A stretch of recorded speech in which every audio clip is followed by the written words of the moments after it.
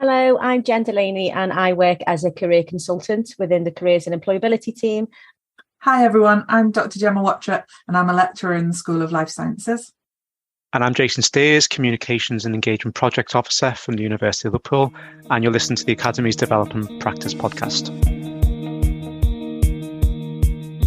Hello and welcome to another episode of the Academy's Developing Practice podcast.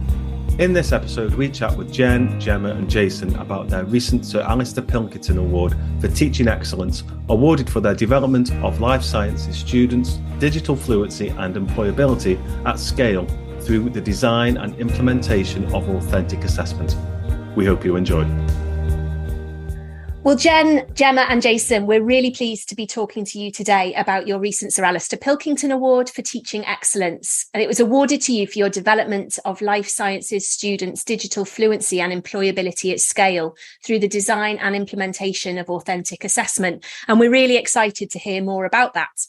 But before we get started, it would be great if you could tell us a little bit about your background and how you've all arrived at the roles you're in today at the University of Liverpool. So, Jen, if we start with you. Yeah, hi, morning everyone. My background really is in recruitment and career guidance and a bit of employer engagement. So I graduated from the University of Liverpool, but with a history degree, and kind of by accident ended up in a graduate role in pharmacy recruitment and recruiting for the pharmacy sector across the UK. So I worked there for 6 years and then I moved to the Young Person's Career Service. It's had like a million different names over the years. But basically my role there was looking at the education to business model in Germany and how young people move from education into work and how we could kind of adopt similar ways across the Liverpool City region. Then after that, loads of different projects there. I went to work for a charitable arm of a wealth management organisation. And that's where I got my first experience of working in HE. So I worked with academics to embed wealth management and employability courses for students, kind of fully funded stuff. And then I applied for this job on the back of that experience. And now I work, as a career consultant within our Careers and Employability team, but I look after the Faculty of Health and Life Sciences. Fantastic. So you can see how your journey has built to this role now. And what do you enjoy working with the students, or do you mainly work with the academics in your role? I really enjoy working with the students. I say my main job as my career consultant is to work with academics and take that strategic approach to making sure that we're embedding employability into the curriculum at large. I do some lectures, workshops with students. I love doing all the intro stuff, kind of intro to employability sessions and things like that with our first years. My background has been a bit mixed like that in itself, because although I started in employer engagement and recruitment, I ended up working face to face with young people on the different European projects for the career service. So it's kind of like that mix now, kind of stakeholdery, but still student facing. Fantastic. Thanks, Jen. Gemma, if we come to you next. Thanks, Alex. So unlike Jen, who's moved around a lot, I am very much University of Liverpool born and bred. So I did my undergraduate degree here in zoology. And then following that, I worked as a fieldwork technician for a year or so, trapping rodents in the Kielder Forest in Northumberland. And then following that, I kind of moved on to my PhD and moved more away from zoology and into microbiology. So that was a bit of a change. And then after that, I went on to work in scientific research for several years on a number of different projects, some based in the UK, one based in Kenya, but still with the University of Liverpool.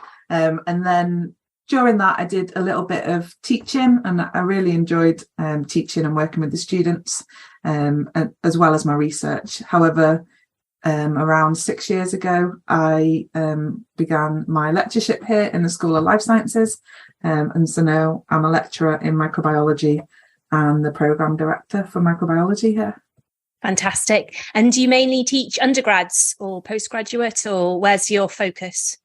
So mainly undergraduates, quite a lot of the second year teaching and a bit of third year teaching. But I do occasionally have master students for kind of projects and some work like that. Brilliant. That sounds great. And Jason, over to you.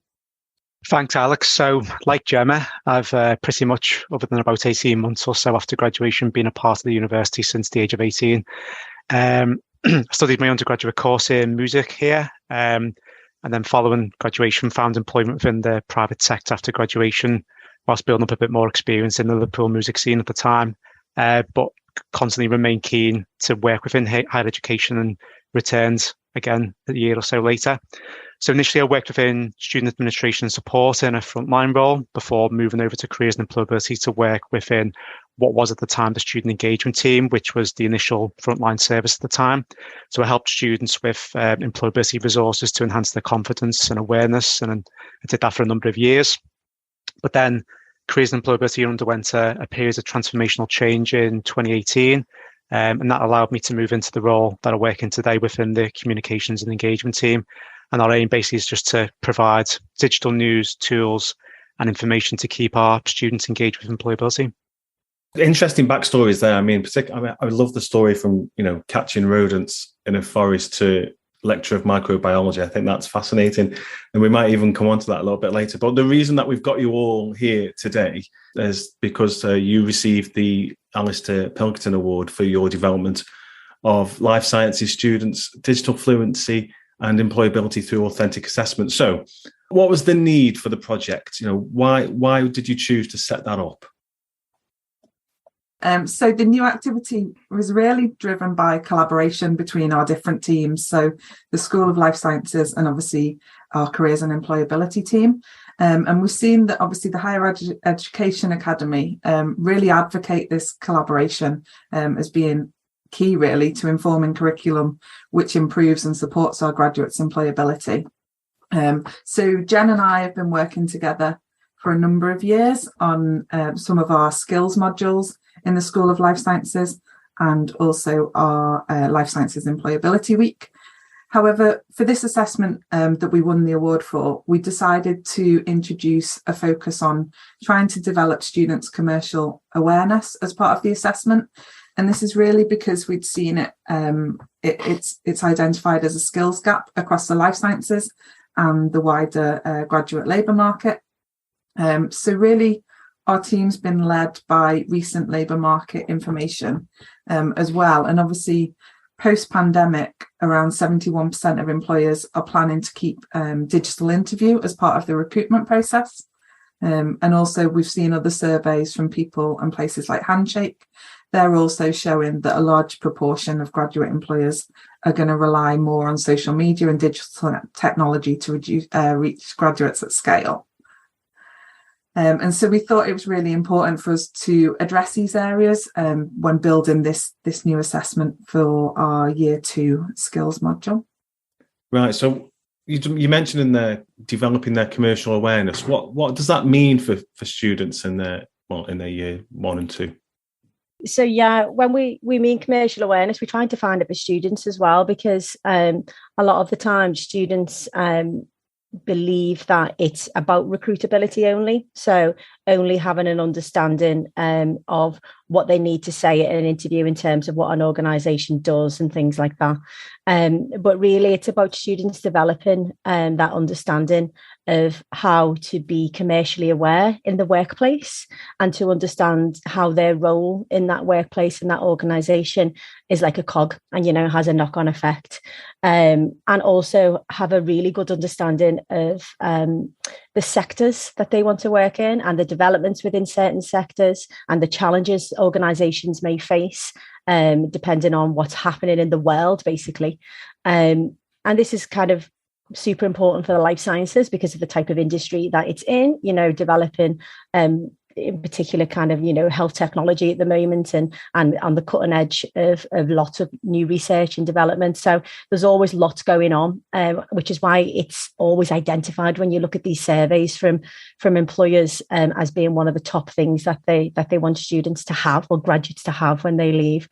So yeah, there's probably lots of definitions of commercial awareness, but that is what we were trying to do with this assessment with our students in the first instance, if that makes sense.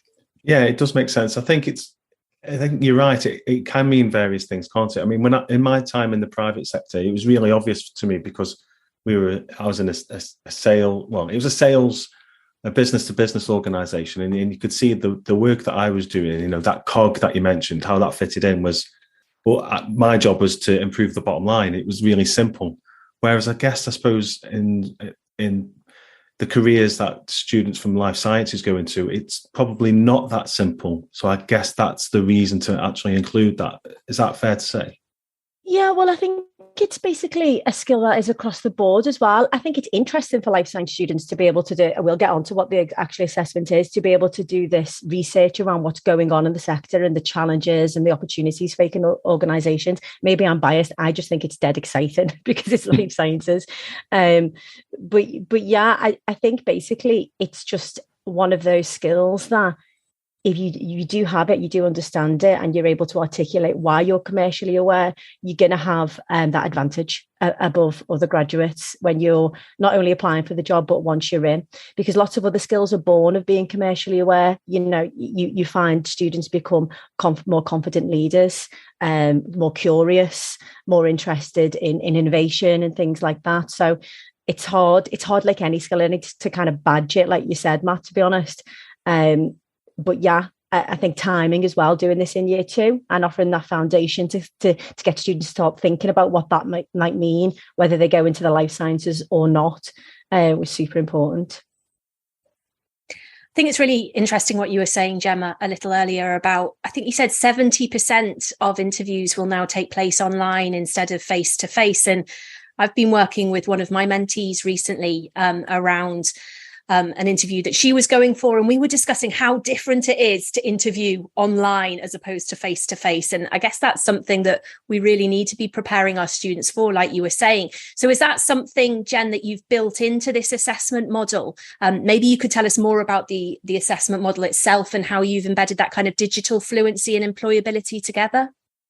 Yeah, definitely. So that the technology itself was the basis of how we were going to do this at scale during this assessment. So if I go back to the beginning almost, we designed the new assessment definitely using the university's curriculum framework, but essentially what we wanted to do was replace the kind of traditional assessment and face-to-face elements of this cycle that already existed with a more employer-focused digital approach. And it was really to enhance, existing provision. So historically, what would happen is that students would complete a job application and then have a mock interview with their academic advisor. So again, we could see gaps there with authenticity in this assessment. And so what we really needed to do was it connected to employers. And we were able to do this using a resource that already exists, which was our Life Sciences Employability Week. So this is a co-curricular event that happens in the first semester every single year. Timetabling for as much as it could possibly can be is shut down for our life sciences students. We're so lucky. We've worked for a long time with our Director of Employability, Zen Lewis, to create this space on the curriculum. And what we did, as relationships with these employers already existed, we brought them in as key stakeholders with assessment, delivery and design. So what happens now is that students have the choice of researching one of 7 employer panelists that attend Life Sciences Employability Week. And these panels are sector specific. So they range from kind of animal and ecology type stuff to pharmaceutical to non-linear. So alternative ideas for what I can do with my life sciences degree. So students go ahead and they go to these panels during Life Sciences Employability Week, and that's where they develop their knowledge and their commercial awareness, their understanding of this organisation, and what opportunities and challenges are facing that company. So that meant we were kind of getting them to build employer knowledge at a local and national level in order to kind of complete their summative assessment. So this summative assessment now is this asynchronous video interview, and it's on the platform Shortlist Me, which Jason's our expert on, and he'll give you more information about that in a bit, I guess. But what the technology allowed us to do and to kind of embed that digital fluency for our students was to replicate an authentic stage of the recruitment process used by employers such as the NHS and AstraZeneca, those organisations that they would actually resonate with. And of course, give us that scalability. Asynchronous interview you can do at home in your own time during a set time frame that we'd set out. And we met the needs of kind of 430 students in this way. So yeah, alongside the video interview, thinking about digital fluency as well. They did submit a tailored job application, but they also are asked to submit a link to their updated LinkedIn profile and their Handshake profile, which is our careers platform here in the University of Liverpool that connects our students and employers online. Coming back to Gemma's point earlier about kind of social media and those platforms being one of the main routes that employers use to select and screen candidates. So yeah, really what we did, we aligned an existing careers event to the curriculum, and we used this digital technology to embed the commercial awareness focused questions that we wanted to for our students. So that was it in a nutshell, really. As I said, Jace can probably give more information on the tech itself. That sounds amazing. So being really naive in this field, what's an asynchronous interview? Is that when the interviews are posed beforehand? Yeah, tell us what an asynchronous interview is. Yeah, so an asynchronous video interview is where the interview is set up in advance for students, well, for anyone who's having this interview. So it can be prepared in advance, but it is an authentic experience because the employer is the person that the student sees on this video interview. So the employer will be on screen, introduce the assessment itself, and then ask a series of questions, and students have thinking time, and then they record their answer back to that question that's set. It's really good. A lot of employers use this. I did this for this job that I've got, which was terrifying at the time. Wish I'd have had this when I was in uni. A lot of employers use this. Am I right, Jace, is the first screening before you even get to an interview stage? It's kind of like a mini interview that would come before. It's almost to an extent an initial shortlisting process because it helps to identify those students or those candidates who will complete the application process, and especially for jobs that are requiring candidates to be confident on screen, or for social media, for example. It's just an initial sifting process, really, for students or for candidates who will not complete them, really. Sounds fantastic. And then so the students then submitted this as part of their assessment, and then who marked these assessments? Were the employers involved in that, or was it just yourselves? The employers provided video content for obviously the preparation and the actual video interview itself, but it was actually tutors who were providing the reviewing, which they would do obviously by accessing through Shortlist Me, but then obviously completing the marking through Canvas as well. It shows how long I think I've been out of the job market for, because it sounds like that first stage, which used to be the telephone interview. So when I applied for a job with Barclays, I don't know, about 15, 20 years ago, something like that, they asked me to go on the telephone interview. And I remember being absolutely terrified, thinking, this feels harder than an actual interview. But it wasn't, after all, actually. But if I had some preparation for that, I think that would have been really, really useful. So is this what most employers are going to now? This, instead of telephone interviewing, they're putting all their sort of work up front and then allowing people to sort of answer the questions as and when they need to? Lots of employers are, yeah. I think it's going to be really interesting, Matt, to be honest with you, to see what does stick post-pandemic. I mean, this idea of digital interviews already existed, obviously, before the pandemic, and other faculties have used the same technology to embed in different areas of the curriculum and across other schools as well, the same technology. But I think it's going to be really interesting to see if it does remain such, the norm across all sectors. It's definitely easier. It's definitely a better resource in terms of time and efficiency for employers. But it's like anything, isn't it? We're planning careers events where we know we can accommodate more numbers when we do it online, but we are slowly moving back to some face-to-face. I don't know what you think, Jason, Gemma, but my opinion is that it's always going to remain quite high. The technology is there now.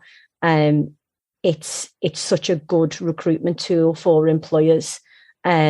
that we need to make sure our students are prepared for this in the long run going forward.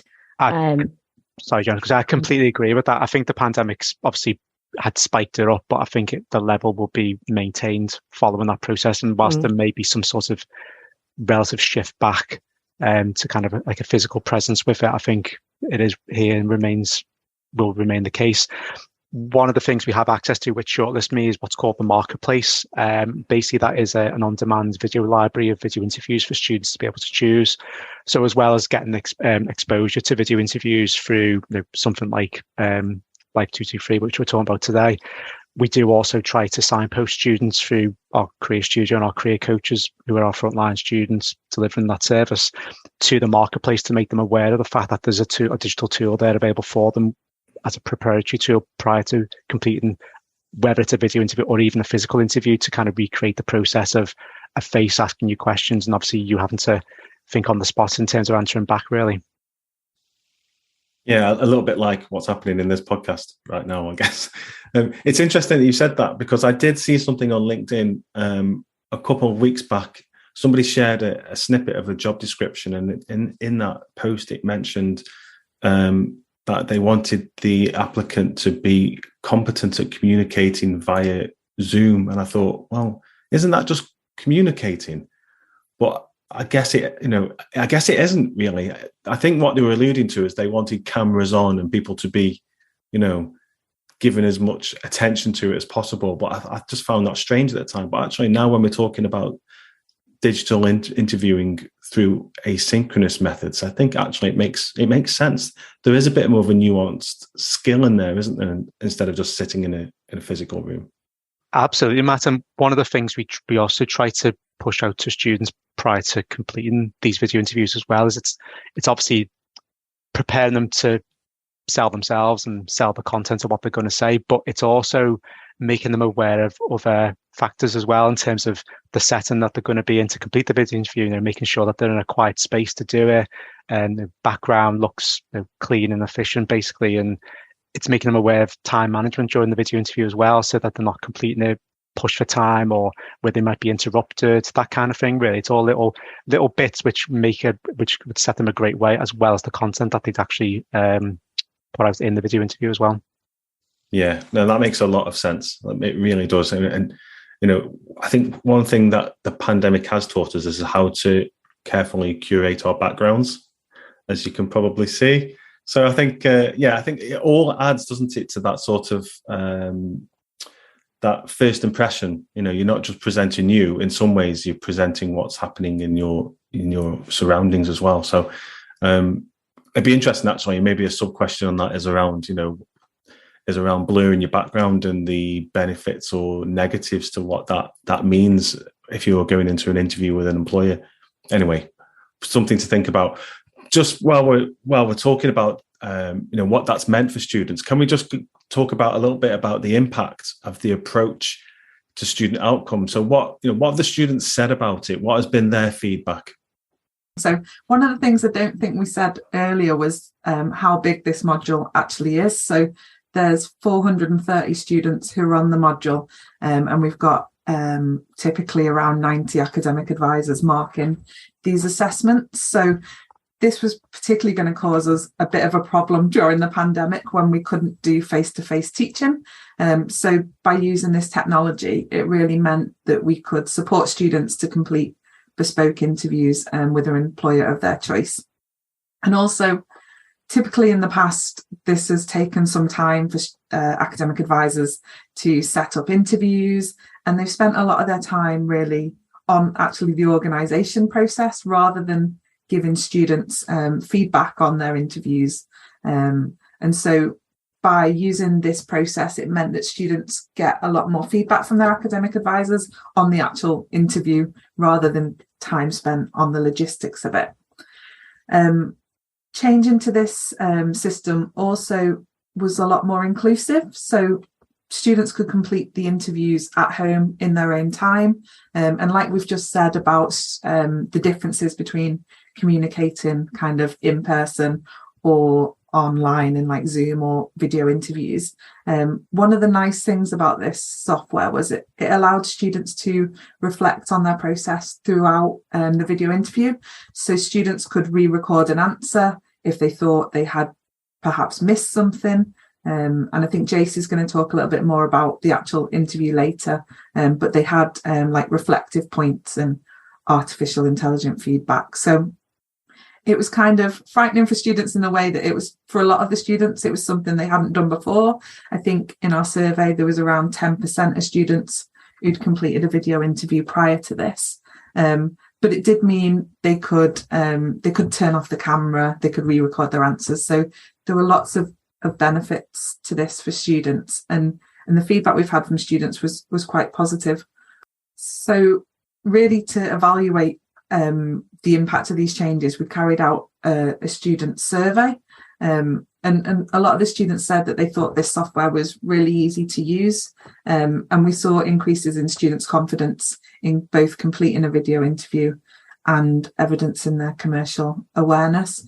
But we've seen kind of wider impacts really beyond this. So we found that a lot more students are joining the School of Life Sciences LinkedIn community. We've also seen that students are activating their profiles on the university's career platform. And our data showed that 92% of students from life sciences had an activated profile on the university career system. And this is compared with when we did the original assessment. I think the university average was about 56%. But I think, Jace, you said now it's increased to 65% the university average. So a lot more of our students are really taking ownership of their kind of careers and things. And Jen, you were talking before about our Life Sciences Employability Week, and you mentioned that we'd align this assessment alongside Employability Week. And this was really positive, wasn't it? We saw increases in the number of students who were actually attending these live panels with the employers.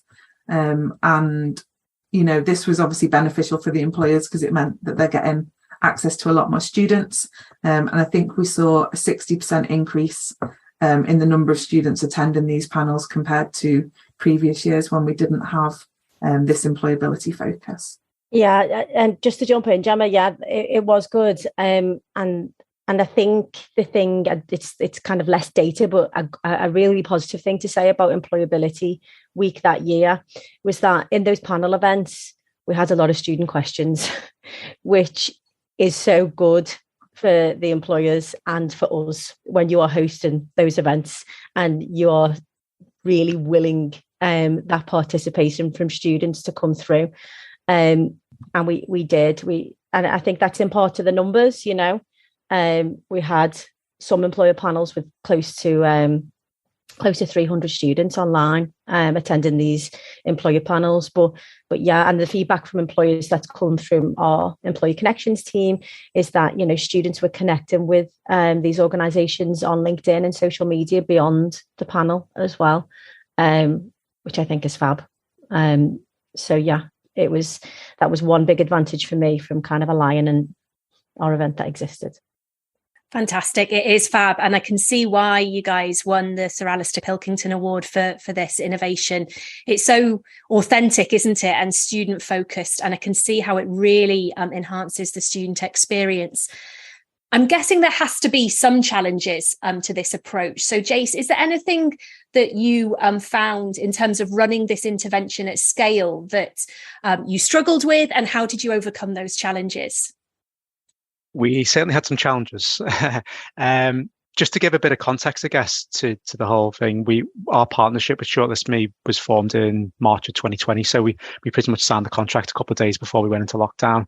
But the partnership emerged from a bit of a shared desire, really, and a commitment to bring authentic digital employability experiences to students. But our use of video interviewing software at that point wasn't new. We already had provided interventions for student practice and also for assessments through modules prior to this new partnership. But the new platform that we had access to provided much more that we could utilise, such as Gemma's mentioned it, we could incorporate self-development points into each question for students to tick off as they were completing answers, and they could reattempt their answers. We also could provide feedback through artificial intelligence, so students could complete the video interview in their own time and get instant feedback based on the rate of speech in terms of how quickly or how slowly they're speaking, and then a use of filler words. So I might be guilty of that myself, saying too much, but the video interview feedback would bring that up.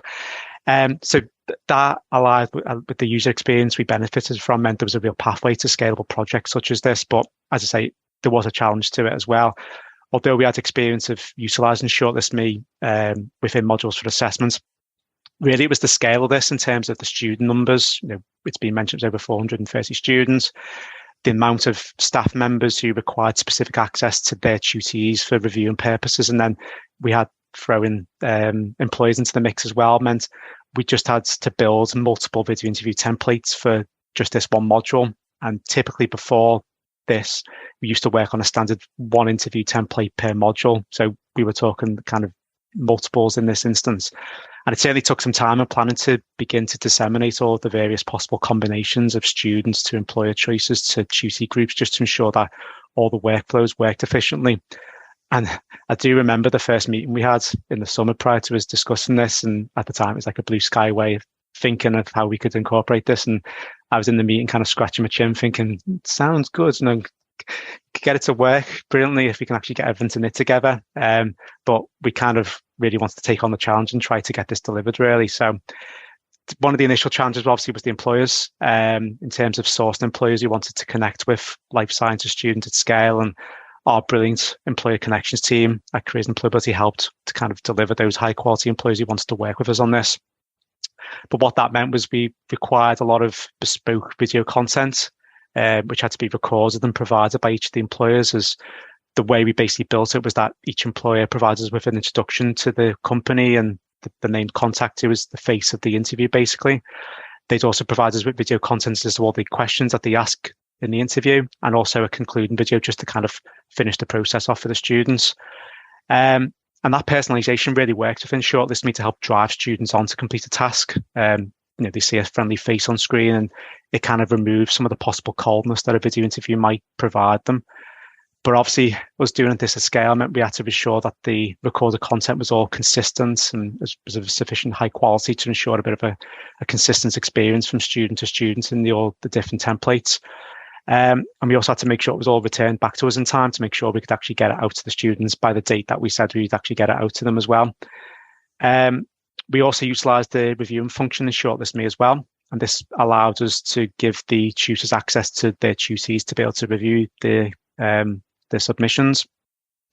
But again, I keep mentioning numbers, but just due to the number of different permutations in terms of employer choices and student groupings, we had to really work hard to knit all these combinations together just to make sure that once the deadline had passed, the tutors had only access to their students. So what we could have done was just give them a big list of 430 students and said, there you go, you work your way through your list and find your students. But we wanted to provide a really clean and positive experience for the staff who were involved in this, just to allow them just to click on the link and just see their students only and be able to access them quickly and efficiently, really.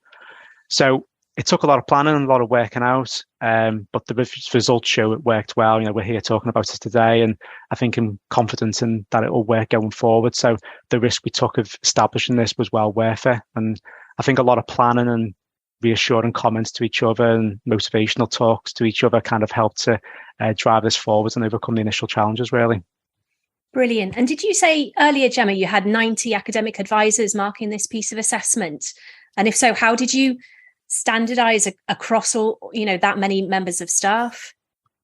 Yeah, that's right. Yeah, there were 90 academic advisors involved in the marking, which is one of the reasons I think we had a lot of communication between the team, because I think I was the one who was worried about it going wrong, and 90 academics being after us for making this a difficult process. But actually, no, it's all really positive. I think the academics were fine in accessing it. Typically, we do moderation between our different assessments anyway. And I think the first time we rolled this out, we didn't have the academic advisors marking the actual video interview. We gave students some proportion of marks as a kind of incentive to complete the video interview.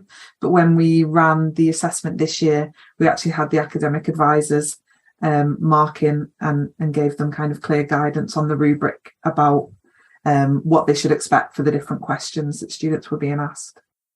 So what was the specific software used for this? I don't know if I might have missed this. What, do we use something internally or was it external software? Hi, Matt, I'll answer this. Yeah, it's an external platform called ShortlistMe. So it's created by a company called Shortlister, who deal predominantly within solutions for recruiting processes. But this tool called ShortlistMe is more for proprietary purposes for students. So we used to use a platform which was a recruitment tool, and we used to bend and manipulate it in many ways to allow it to work for student practice. Whereas this platform that we took on, ShortlistMe, is actually designed for student practice and for assessment purposes, such as something like this as well. So it was more bespoke to what we wanted to do, although it is an external platform that we work with. No, that makes perfect sense. In my head, I was thinking, Flipgrid could probably do this, but the administrative burden of it would be massive. I take it that because it's custom built for this type of activity, that I was also thinking you must have hundreds and hundreds of, maybe thousands of hours of video footage, all based in this system. And then sort of sifting through that, the system must do a lot of that heavy lifting for you.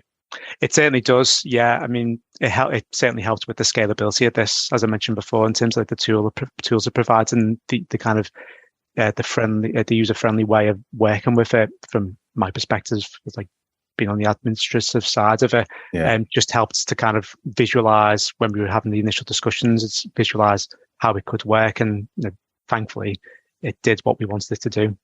Yeah. Sorry, I'm having palpitations here, Jay's thinking about this cycle round, because we were like, oh, do you know what? We've done it kind of like the better version last year. Now we've got all these videos from employers. Perhaps if they come to Employability Week again, we're set. But oh no, we're tweaking it. We're changing it a little bit.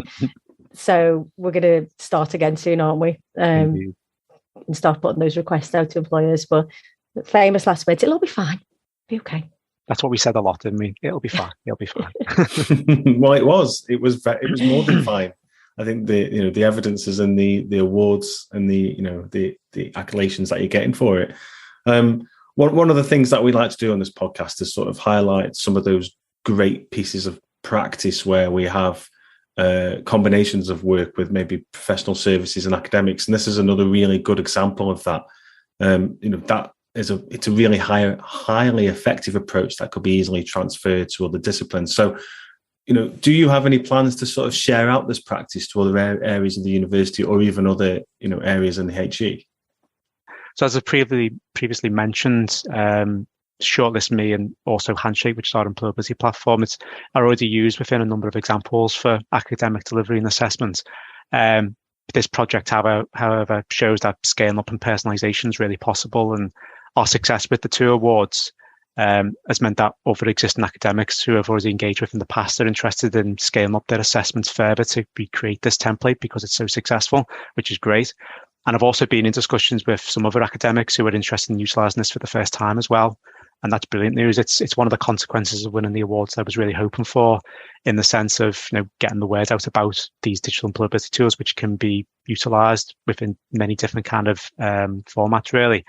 So an example, not long after winning the LTSE awards, I was approached by an academic from veterinary sciences, and they were keen to work with myself and Jen to create video interview templates based on 4 specialisms within veterinary sciences for their students. And that's obviously been run out to those. And it's just really good to see that the existing templates that we've created, they can work brilliantly for other departments. The employers will change, the questions will change, the student workflows can be easily adapted, but the back-end workflows and processes within the system that we use are easily transferable. Yeah, definitely, Jace. I think we have. It's been really nice to kind of talk to the departments and to kind of think about how this would work in different places. In terms of where else we've been kind of talking about it as well. Gemma and I were successful with an abstract to go and talk at the Advanced HE conference. So that was great. We had a short talk around the assessment and its impact, basically. And there was loads and loads of questions from academics across the UK. Some academics there were from the life sciences as well, which we've made connections with from other universities who are interested in how they can do this for their students too. So yeah, I feel like we've definitely been talking about it a lot, haven't we? Yeah, and I guess just to jump in, I guess kind of next thing is we need to write the publication. And get I feel like that was a dig then. It's online now, we're recorded, we've got to do it. Yeah, that might give us the kick we need to actually get it done. But yeah, I guess that's kind. But it has been really nice, hasn't it? We've had loads of really positive feedback and I guess interest in what we've been doing, and people are really keen to try and implement it and use the technology. Yeah, I mean, I say this and it's not simple at all, but it is a simple formula. This assessment really use the resource that already exists. Most departments, organisations, or whatever within HE would have some sort of career-facing event, a traditional careers fair. A lot of them moved online. Kind of tapping into those employers that are already engaging on campus, and then combining that with the technology as well. But I think that's what most people have been interested in, that kind of the ability to embed that authenticity. I say with ease, but Jace is the one that does all the hard work in the background with all the technology. So it's probably not true. Okay for me to say that, but you can say that, it's fine. All right, thanks. Cheers, mate. But yeah, to kind of to have that employer connected element of it as well. As Jay said before, our employee connections team, we're so lucky to have a team in Careers that goes out and builds those relationships with employers for us. But yeah, they were able to build that again in their own time asynchronously and provide us that content. So it was good. Well, that's been so interesting. It's really, really good to hear about such a brilliant example of innovation, and the way that you guys are supporting our students authentically is really exciting. So thanks so much for sharing your work with us. This podcast is called the Developing Practice Podcast, and we really like to finish each podcast with a couple of take-home tips that the listeners can reflect on in terms of their own personal practice. So if you could share a couple of tips with us for us to reflect on, what would they be? Jen, if we start with you.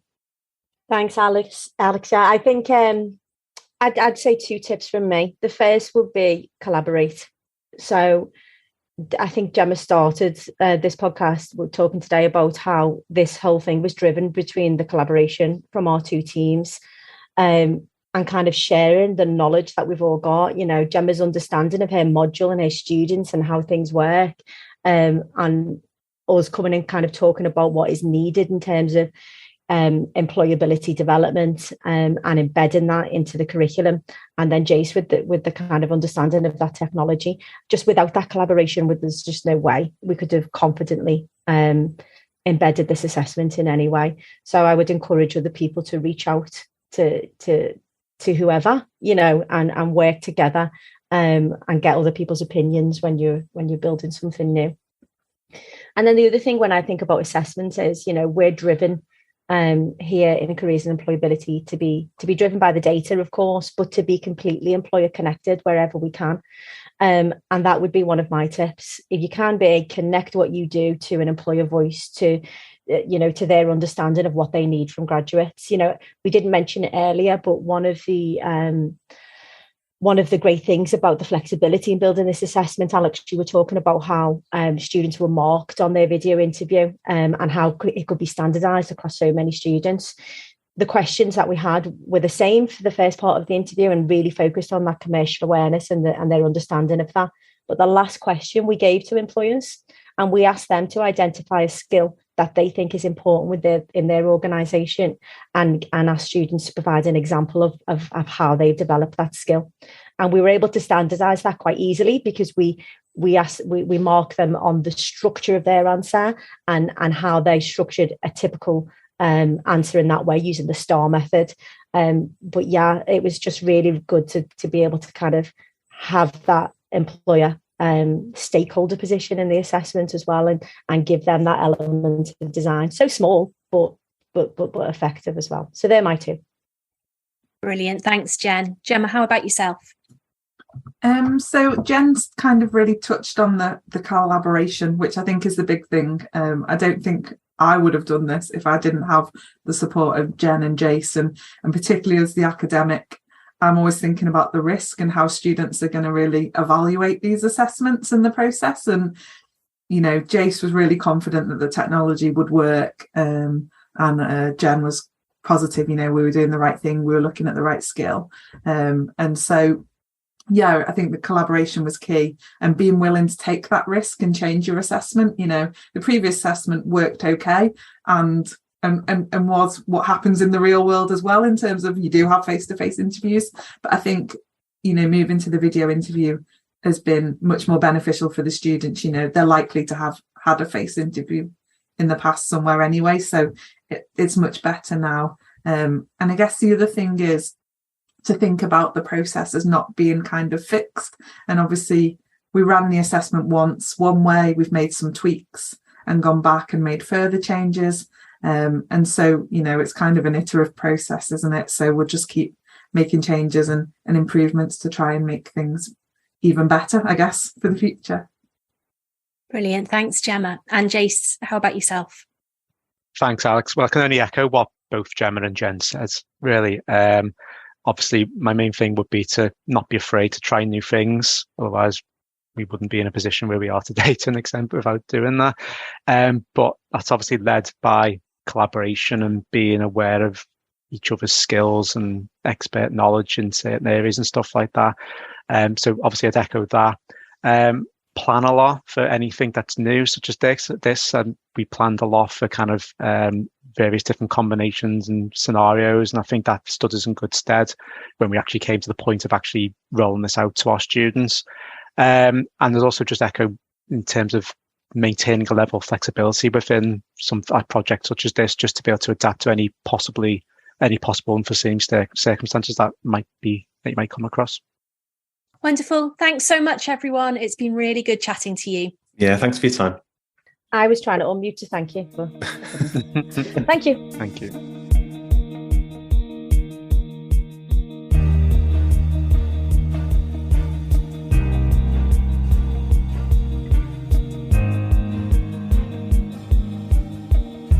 Well, I loved chatting to Jen, Gemma and Jason. They spoke about how commercial awareness had been identified as a skills gap in the graduate labour market across their sector. And so as a result, they'd explicitly embedded this within their assessment. To do this, they'd even brought in employers that their graduates are likely to work for post-graduation to be panellists as part of the assessment. And I really liked that aspect of the work that they'd done. We talk a lot at the university about designing authentic assessment. And for me, this is truly authentic. Yeah, the authenticity of the assessment was extremely clear, wasn't it? They spoke about how market information has shown that post-pandemic, 71% of employers in their sector are going to keep digital interviews as part of their recruitment processes. And so, once again, this assessment is authentically supporting students to develop the necessary skills. Well, there's lots to think about there. If you'd like to take your thinking further, we've added some resources to the website on a specific podcast reading list that you can access at liverpool.ac.uk/the-academy/podcast. Also, we'd love to hear what you thought about the episode, so please do tweet us at LiveUniAcademy. And you can also find us at eLearnerMatt or at Alexandra_Owen on Twitter. And we're really grateful for those who have taken the time to either rate or review our show in your podcast provider's app. So if you haven't done so already, please do take the time to review our show, or even better, simply share the episode with friends and colleagues on your social media. Bye for now.